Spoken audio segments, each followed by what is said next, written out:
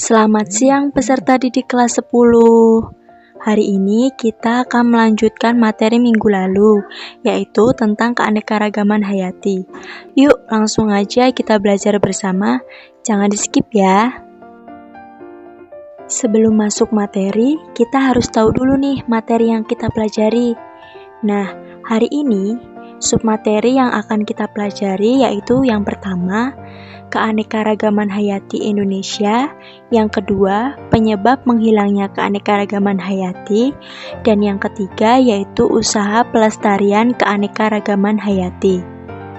Bagian submateri keanekaragaman hayati Indonesia ini, kita akan mempelajari yang pertama yaitu kekayaan flora, fauna, dan mikroorganisme di Indonesia, yang kedua, penyebaran keanekaragaman hayati di Indonesia.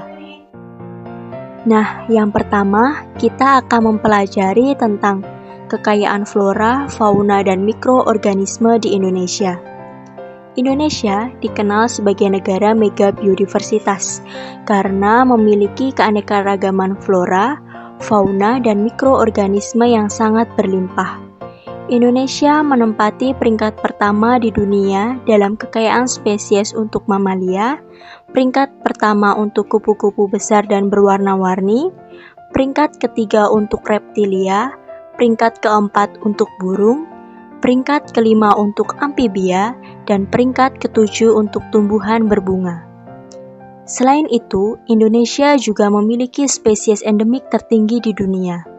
Spesies endemik adalah spesies tumbuhan atau hewan yang ditemukan di wilayah geografis tertentu dan tidak di tempat lain di dunia.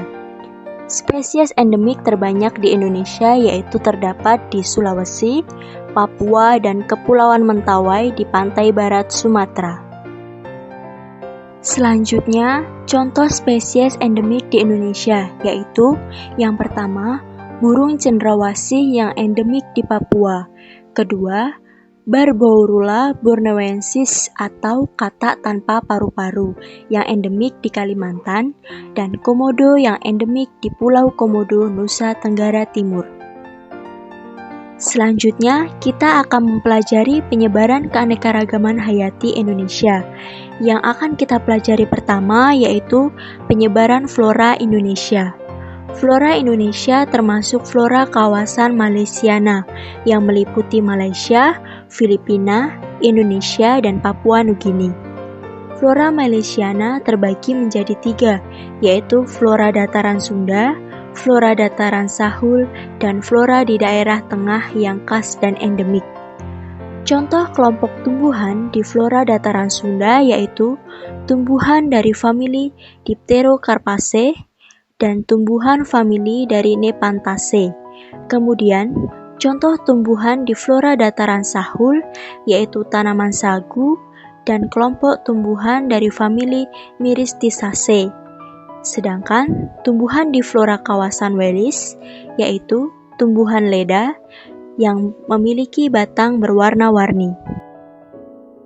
Selanjutnya, berdasarkan ketinggian tempat dari permukaan laut, flora Indonesia dibagi menjadi beberapa kelompok, yaitu yang pertama, daerah dengan ketinggian 0-650 meter yang merupakan dataran rendah pantai dan hutan mangrove.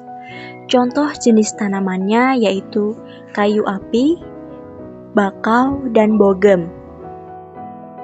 Yang kedua yaitu daerah dengan ketinggian 650 sampai 1.500 meter. Contoh tumbuhan yang tumbuh atau hidup di daerah tersebut yaitu tanaman rasamala, kina, dan kopi. Yang ketiga yaitu daerah dengan ketinggian 1.500 sampai 2.500 meter. Contoh tumbuhan yang hidup di daerah tersebut yaitu tanaman cemara gunung, anggrek tanah, dan beri. Selanjutnya yaitu yang keempat, daerah dengan ketinggian di atas 2.500 meter yang merupakan daerah pegunungan yang dingin. Di ketinggian ini ditemukan lichen, bunga edelweiss, dan lumut. Selanjutnya, kita akan mempelajari penyebaran fauna di Indonesia. Penyebaran fauna dipengaruhi oleh aspek geografi benua Asia dan Australia. Menurut pakar zoologi, tipe fauna di kawasan Indonesia bagian barat mirip dengan fauna di Asia Tenggara atau Oriental, sedangkan fauna di kawasan Indonesia bagian timur mirip dengan fauna di benua Australia atau Australis. Daerah persebaran fauna dibagi menjadi 3 kawasan, yaitu kawasan Indonesia bagian barat, kawasan peralihan atau Wales, dan kawasan Indonesia bagian timur. Mari kita pelajari materi daerah persebaran fauna yang pertama, yaitu kawasan Indonesia bagian barat. Kawasan Indonesia bagian barat meliputi Sumatera, Jawa, Kalimantan, dan Bali. Kawasan ini dibatasi oleh garis imajiner Wales yang terletak di antara Kalimantan dengan Sulawesi dan antara Bali dengan Lombok. Meskipun jarak antara Bali dengan Lombok sangat dekat, namun jenis fauna yang hidup di kedua pulau tersebut berbeda. Mengapa demikian? Karena Pulau Bali merupakan daerah fauna tipe asiatis, sedangkan Pulau Lombok merupakan daerah fauna tipe peralihan.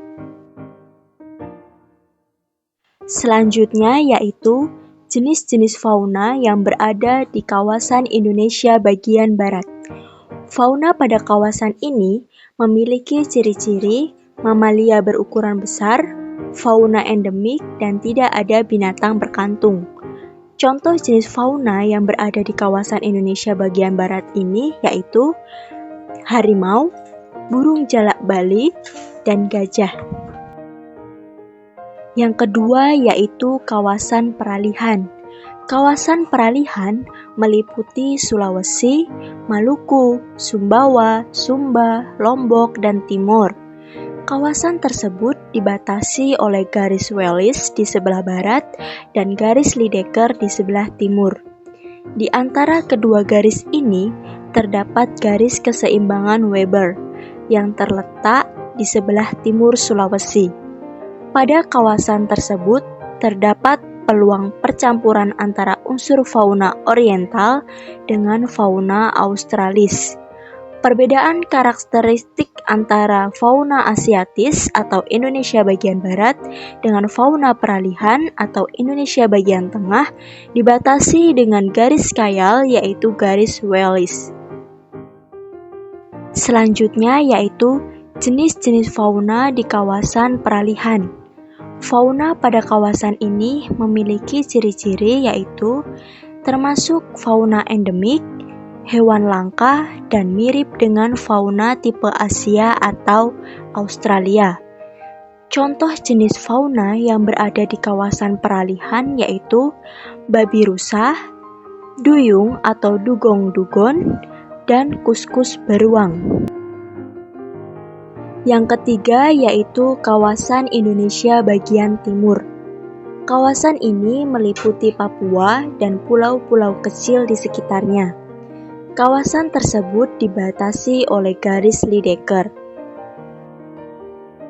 Jenis-jenis fauna yang berada di kawasan Indonesia bagian timur.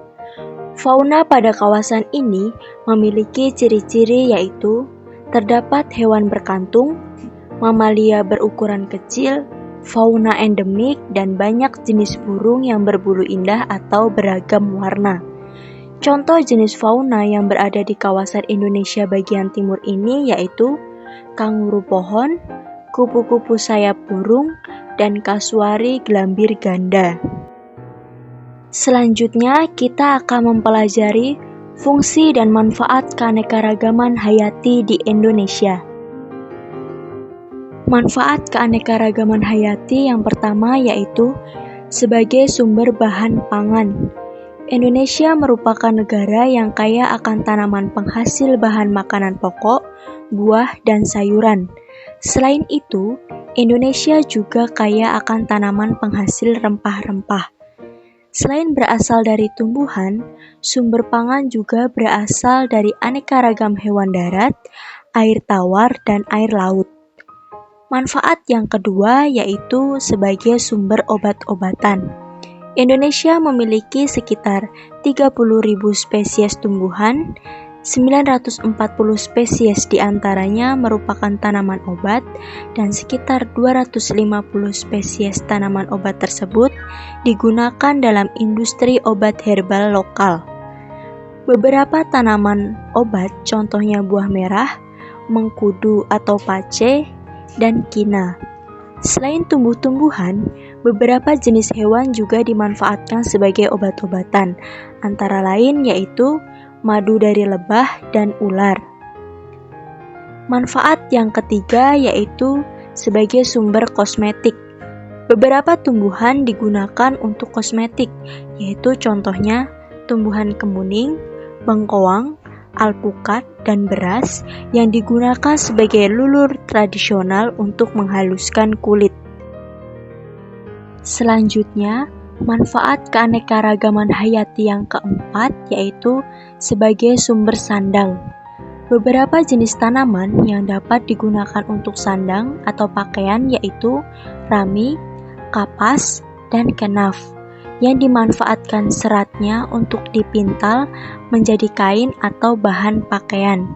Sedangkan beberapa hewan yang dimanfaatkan untuk membuat pakaian yaitu kulit dari hewan sapi dan kambing yang dapat dimanfaatkan untuk membuat jaket.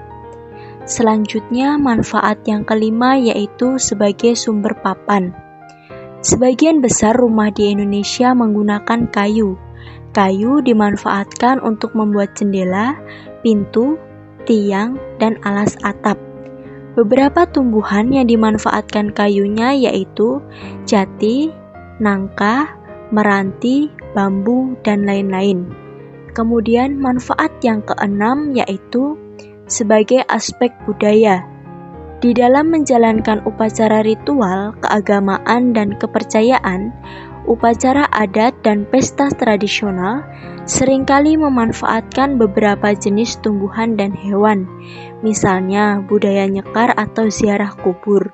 Pada masyarakat Jawa, menggunakan beberapa jenis bunga seperti mawar, kenanga, kantil, dan melati. Selain itu, untuk kegiatan keagamaan yaitu umat Islam memanfaatkan hewan ternak seperti kambing atau sapi pada hari raya Kurban. Kemudian, untuk manfaat keanekaragaman hayati yang ketujuh yaitu sebagai sumber plasma nutfah. Plasma nutfah atau sumber daya genetik adalah bagian tubuh tumbuhan, hewan, dan mikroorganisme yang mempunyai fungsi dan kemampuan mewariskan sifat. Plasma nutfah berguna untuk merakit varietas unggul pada suatu spesies, misalnya spesies yang tahan terhadap suatu penyakit atau memiliki produktivitas tinggi. Nah, untuk selanjutnya kita akan mempelajari penyebab menghilangnya keanekaragaman hayati. Masih semangat ya semuanya? Penyebab hilangnya keanekaragaman hayati yang pertama yaitu hilangnya habitat. Lahan yang tersedia untuk kehidupan tumbuhan atau hewan semakin lama akan semakin sempit dan dapat habis karena digunakan untuk tempat tinggal penduduk, dibabat untuk digunakan sebagai lahan pertanian atau dijadikan lahan industri.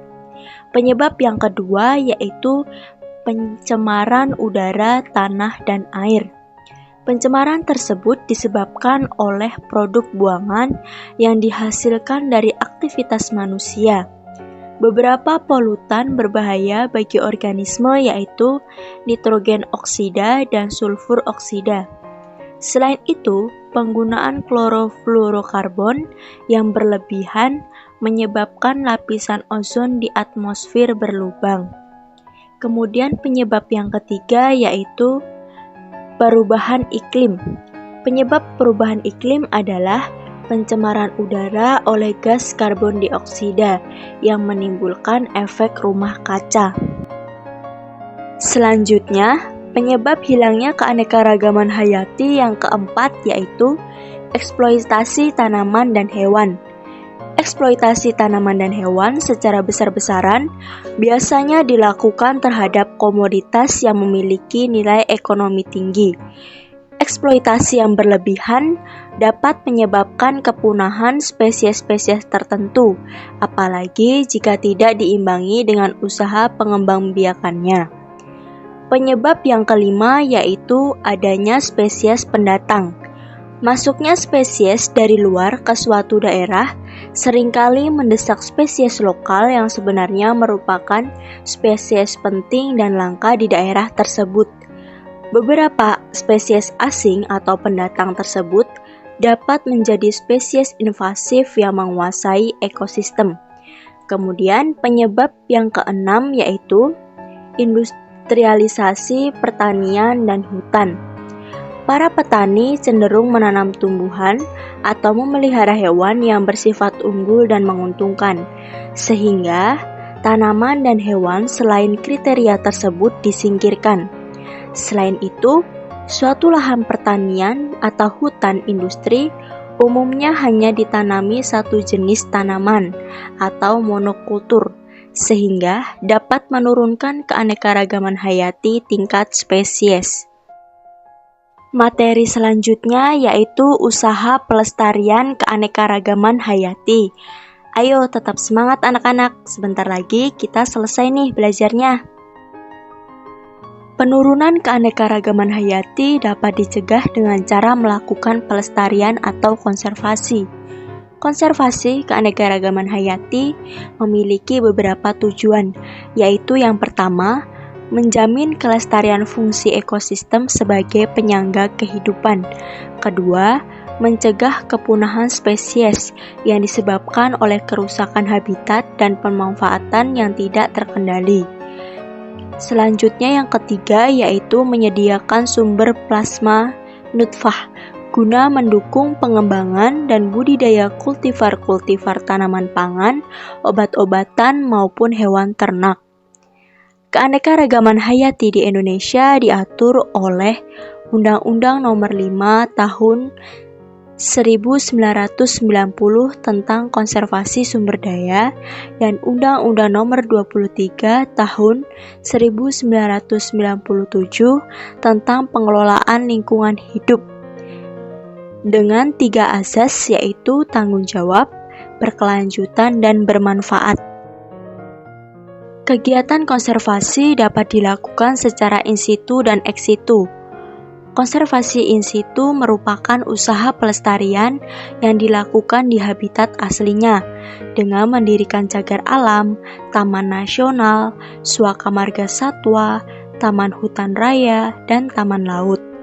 Sedangkan konservasi ex situ yaitu usaha pelestarian yang dilakukan di luar habitat aslinya, yaitu dengan mendirikan kebun raya, taman safari, dan kebun binatang. Terima kasih untuk kalian yang sudah menyimak sampai akhir. Semoga bermanfaat ya, tetap semangat!